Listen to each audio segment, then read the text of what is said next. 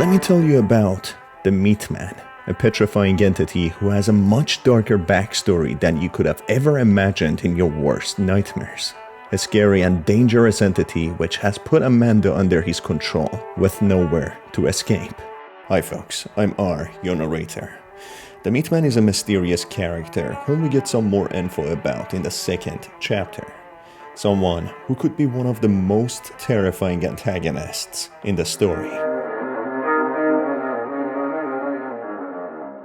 We finally have a pretty good idea who the infamous and terrifying Meatman, or otherwise known as the Butcher, could be. There are a few points in chapter 2 which gives us the backstory of this entity. The Meatman is seen in the dream sequence of Amanda when she is having a nightmare in the tape labeled as Good Night. He is seen in the tape labeled as We Can Fix It, and finally we can get some strange dialogue from Amanda when we write the Meatman's name in the gaps when we are given the option. So let's go over these events, analyze them, and come to some sort of evidence-backed conclusion and theory to who this entity might be. Let's start in a chronological order of the series of unfortunate events that Amanda experiences.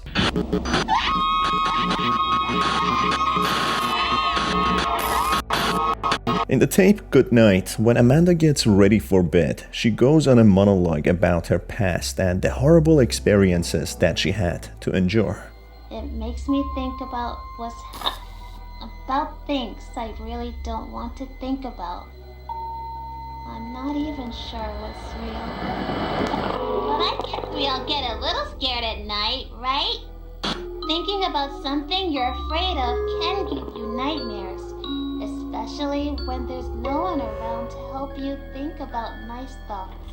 She talks about how being alone and sad makes her think about what happened to her. That's when an image flashes and glitches on the screen, being the mouth of someone having a sinister smile and a set of scary teeth, as the best way I can put it. We can see this image many more times in the following horrifying tapes, which scare Amanda. Keep this image in mind as we will get back to it later. While Amanda is still on the bed, reminiscing on the terrible things that she had seen and experienced, she explains how thinking of things that one is afraid of will induce and give nightmares. And that is exactly what Amanda will soon experience. Thinking about something you're afraid of can give you nightmares, especially when there's no one around to help you think about nice thoughts.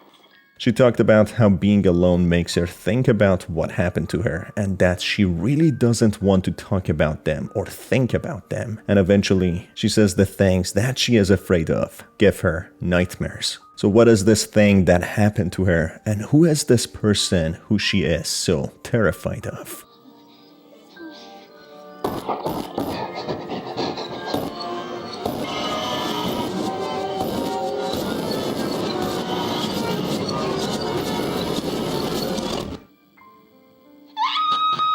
The dream starts bright and happy, with Amanda being in a good mood and enjoying the sunlight and life. This happiness is not long-lasting, as an obscured person looks at her and approaches her, when it shifts to a different scene when she sees surgeons operating on her. A mysterious door opens with TV statics behind it, when all of a sudden we see the so-called character known as the Meatman slowly approaching and scaring Amanda to the point that she jumps out of sleep, being so terrified to sleep. So clearly, the experience that she had, which traumatized her and she didn't want to think about anymore, involved this character, the Meatman. The Meatman is the culprit of hurting Amanda and making her have a terrible trauma that she cannot shake, having an uncontrollable fear whenever she remembers what the Meatman had done to her. This experience seems to have involved a surgical operation, leading to some sort of metaphysical door opening to a static world, where Amanda gets trapped, being observed by hundreds of eyes while hitting the door trying to desperately escape. It goes without saying,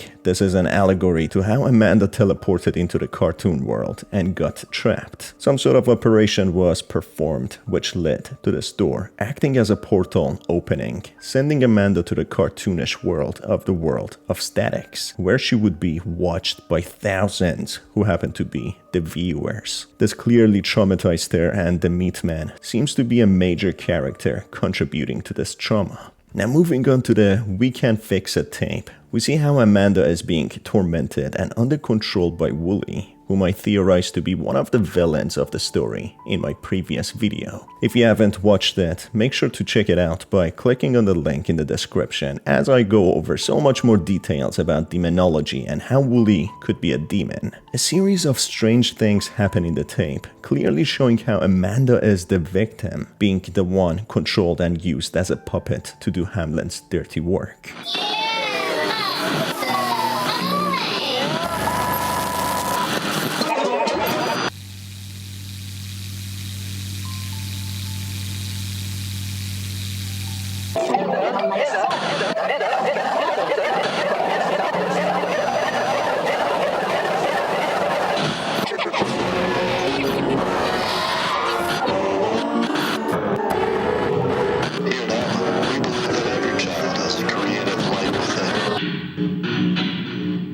Close your eyes. Count down from 10. You may feel this pinch.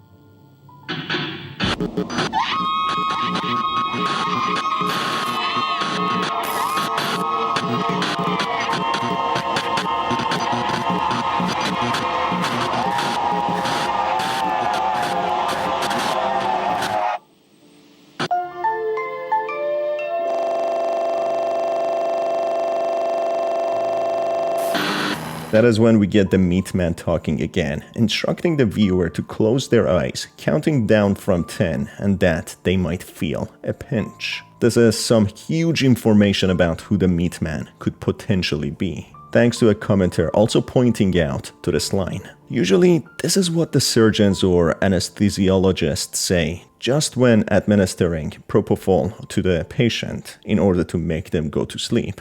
So what does that mean? Well, the Meatman could be one of the main surgeons in some sort of operation, which we get glimpses of by images flashing from an operation room, with surgical lights and surgeons who performed some sort of surgery on Rebecca, who was the real girl teleported to the cartoon world to become the embodiment of Amanda in the show. When the anesthesia drug is administered, the Meatman could have told Rebecca to close her eyes and count down from 10, and saying the line, "You might feel a pinch," all relating to how Rebecca was operated on in a surgery, feeling some sort of pinch which relates to the needle injection, closing eyes and counting down from 10 which relates to someone losing their consciousness while being administered the sleeping drug. Usually patients don't last more than 3 or 4 counts, so by number 6 or 5, usually they pass out. This is the horrible thing that happened to Rebecca, who doesn't want to remember it and doesn't want to think about the person who did it to her. Keep this in mind, as we will get back to it later in another video and what really happened to Amanda. Now let's go over the unique cutscenes and monologues that we get when inputting the name Butcher in the gaps when given the opportunity. In the very first tape, planning a trip, when Amanda asks who we want to visit, if we put the name Butcher, Amanda gets very scared, shouting in fear and begging the viewers not to be mean to her.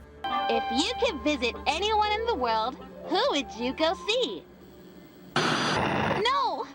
Why are you being so mean to me? In the tape, Good Night, when Amanda asks who the viewer is afraid of, if we write down the name Butcher, Amanda is again terrified and exclaims why they brought him up, making Amanda so scared that she wouldn't be able to sleep anymore. What are you afraid of? Now I'll never get to sleep. Why would you bring him up?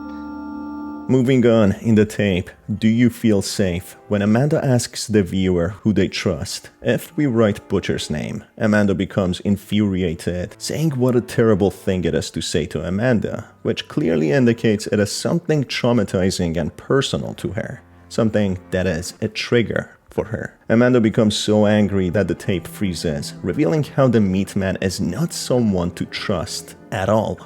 Who is someone you trust? That's a terrible thing to say to me! It is within the lines that Amanda doesn't also trust Wooly, which again goes back to the previous video I made, where we learned that Wooly is not who he seems to be and is actually a bad guy. That's why Amanda doesn't really trust him. I felt that way a long time ago too. There are lots of people I used to trust, but I don't know if I trust anyone anymore. Finally, within the same tape, when Amanda asks who the viewer is scared of, if we write Butcher's name again, Amanda yet again becomes triggered and angry, with a sequence of images being shown, clearly confirming that the Meatman is in fact some sort of surgeon or the head honcho in the Hamlin organization. What's something that scares you? I don't want to talk about it! The rank surgical lights appear, couple of surgeons, and the sinister-looking mouth smiling with the creepy teeth. So based on all the information provided, it is very likely that the Meatman is some sort of director who also participated in Rebecca's surgery, extracting her consciousness and teleporting her into the cartoonish world. Now, something that I've been thinking about is that we know by now Hamlin is an organization linked to satanic rituals and paranormal activities, which makes the children quite literally vanish in some sort of deal with demons. References to Belial, to Mara, to Iblis. Every world religion has a figure that tempts and manipulates and deceives. According to Kate's log, in the last 20 weeks of this kids show, there have been over 40 mentions of these entities. It's alarming. The puzzles, the anagrams, they seem to connect it to the cult. And based on what we have, I'm convinced that this is the latest iteration of the one Caroline's family's been tracking for generations. The information we already have about the group ties it back to a religion that hasn't been practiced publicly in damn near. So we're saying that this production company has been around since the Middle Ages? Rebecca, that was great. Let's move on to the next one. Bio. Bio. Bio. Paimon. Paimon. Paimon. Balam. Balam. What is this? The entire purpose behind using Rebecca and putting her in the show was to force her recite the names of the demons and cause the children watching the show lose their soul to the demons whom they call. So according to this, there must be some sort of supernatural events happening in the transferring process of Rebecca's consciousness to this other realm, which is Amanda the Adventurer show.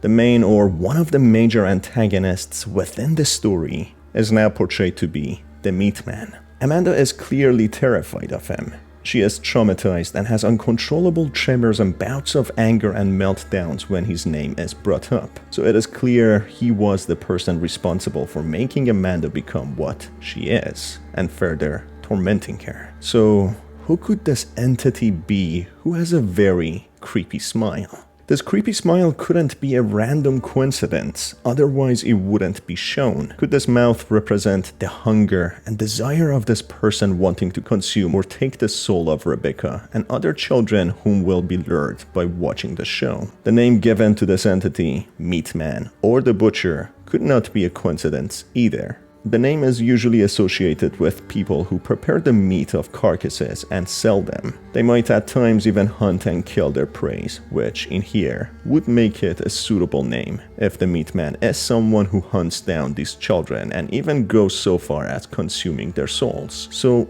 what could that make him? If he is a major character and at the top of the hierarchy in the Hamlin organization, he probably is closely linked to the demons that they worship and make deals with. It wouldn't be far-fetched to assume that the Meatman himself could possess supernatural abilities, as we can even see him being in the cartoon world of Amanda the Adventurer, which means that he can freely travel in and out of the different planes and realms. Something that demons are capable of is accessing different planes of reality and traveling to different worlds.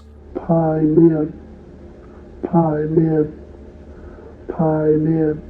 One of the main demons whose name is recited by Rebecca in the recording session of the Hamlin studio is the demon known as Paimon or Paimon. Apart from the name having resemblance to the Meatman, the abilities this demon possesses resonate with what the Meatman could potentially do. Paimon by far is one of the most terrifying demons out there and one of the worst enemies to humanity. It is said that Paimon was once a highly regarded angel who decided to side with Lucifer, and as a result of a lost battle against the angels, he is casted down alongside Lucifer and other rebelling angels. So it goes without saying, Paimon has some neat tricks and powerful abilities. He is said to be one of the closest demons to Lucifer and one of the most obedient and one of the highest ranking ones. Paimon is known as a man-shaped demon who is by far a fierce and unrelenting opponent in both hostility and manipulation to humanity. He maliciously inflicts severe psychological, physical, and spiritual torment upon his victims, which includes reconstructing the traumatic events as well as horrifying vision and nightmares. So, who resembles this demon most, do you think? The right answer could be the Meatman or the Butcher. Within Amanda's nightmare, we can see a clear image of the Meatman or the Butcher. He is there to reconstruct Amanda's most traumatic experiences, forming them into nightmares and visions, so she can suffer remembering how she turned into this character and became trapped.